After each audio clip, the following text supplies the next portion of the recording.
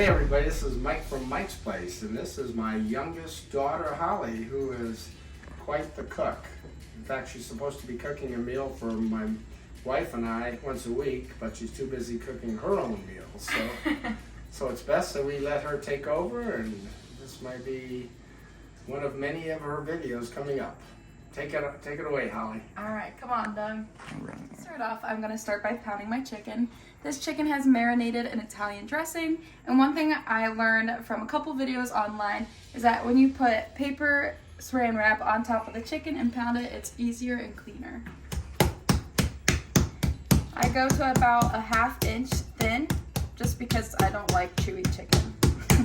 Now that my chicken is pounded, in this bowl right here I have paprika, garlic powder, salt, and pepper, and I'm just gonna dump it into my Italian breadcrumbs just so that I can mix everything with a nice coat and it gets a lot of seasoning.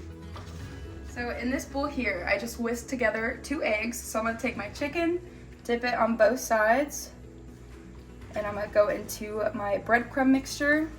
It's okay if you need to dip it a couple times on both sides to make sure everything is covered. And then while I'm finishing up all the pieces, I'm just gonna go ahead and put it onto my plate. Now I'm going to go ahead and test the oil to make sure that it's ready to fry. So by doing so, I'm just gonna drop 1 drop of water into the pan. And before I do that, I just wanna mention that this here is olive oil. I would recommend using a vegetable oil or canola oil instead, just because my breading might fall off in the olive oil.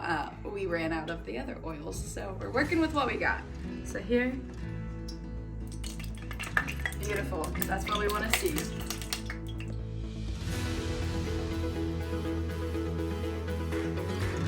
Let it cook on this side for about 4 to 5 minutes. I'm gonna go ahead and switch it and let it cook on this side for 4 to 5 minutes as well.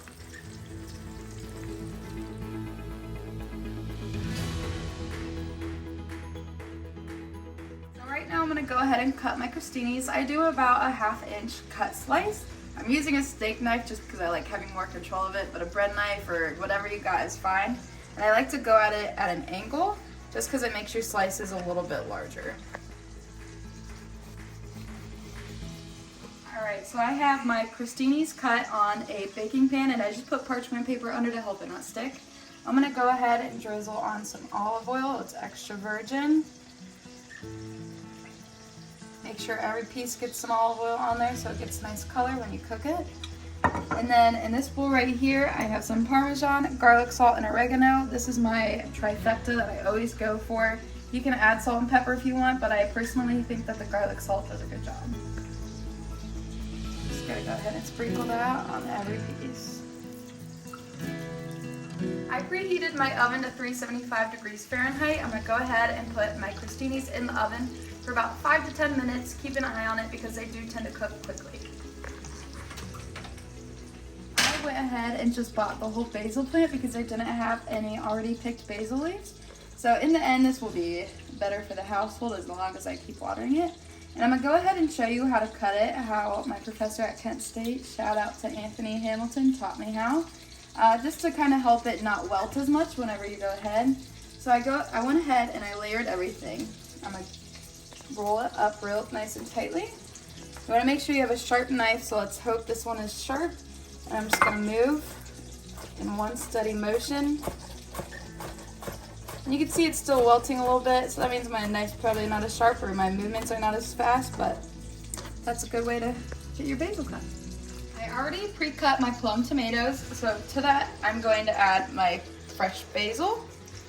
I have about 1/4 of a white onion. You can use a red onion if you want. I just like the white onion, it's a little sweeter in my opinion, and then 2 cloves of garlic.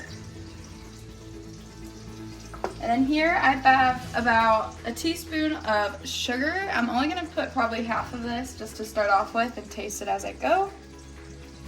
And to that, I'm gonna go ahead and use a good balsamic vinegar. I'm gonna shoot for about 1/2 tablespoon to a full tablespoon. Looks like a full tablespoon there. And now the same amount of olive oil. And to your taste, go ahead and add as much salt and pepper as you'd like. I recommend a really good sea salt for this, or a good coarse salt as well.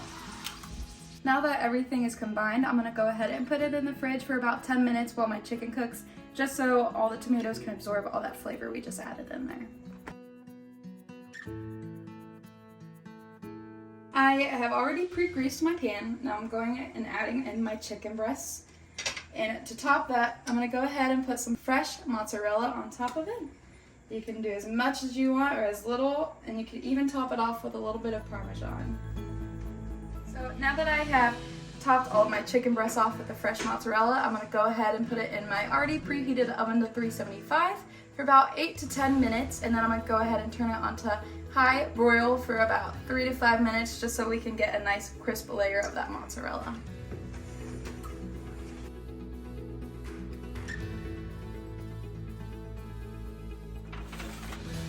So these were in the oven, I want to say for about 15 minutes, so it did take longer than I anticipated, but like I said, just keep an eye on them.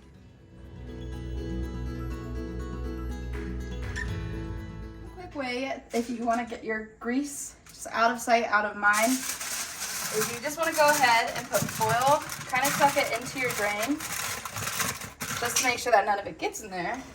And I accidentally poked a hole, but it's double layered, so we should be good. Then you just go ahead, drip that oil into that hole we just made, and you can collect it, let it solidify, or you can just toss it if you want it, like I said, out of sight, out of mind.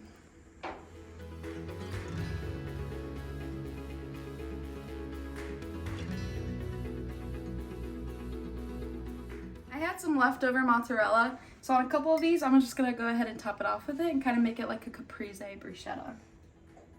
This is my balsamic glaze that I reduced. Just gonna drizzle it nice up top.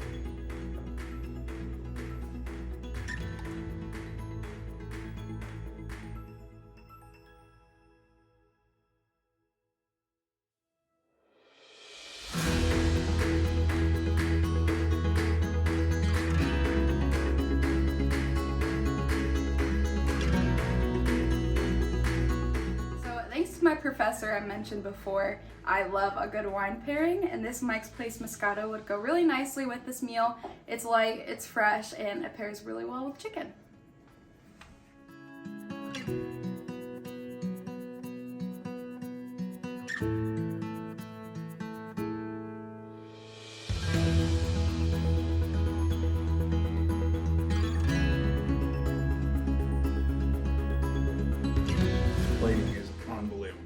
I gotta say that. It Shout is. out. Holly, shout out. You wanna try this? definitely learned well. Okay. Chicken, you try it. Okay. This Nicely looks cooked, great. nicely pounded. Wow. I forgot to temp it, so hopefully it tastes good. Mmm. Is it good? Mmm. Yeah. Oh, that's really good. That's really, really good. That's really good, Doug. I don't know what else to say right now. I think But it's that really good. is unbelievable. Do I have to cut this, or can I eat this by? Full bite. Should we try the bruschetta? Oh yeah. Bruschetta's great. Oh, you just tried it? Oh yeah. I can't wait for you. Should I cut? Or Nope. should I pick? Team Big Bites. Well, there's like 2 different kinds. There's some with cheese in it, so I'm gonna try this also. Mmm. Okay. What's the rating? Mmm. It's up there. I'm on a 10. Yeah, I'm good. It's That is really it's about a good. 10, 10 and a half. That is unbelievable. Hey everyone, thanks for tuning into these videos, and remember, subscribe to Mike Kostensky and you'll be able to see some more Holly videos, and Doug Jenkins.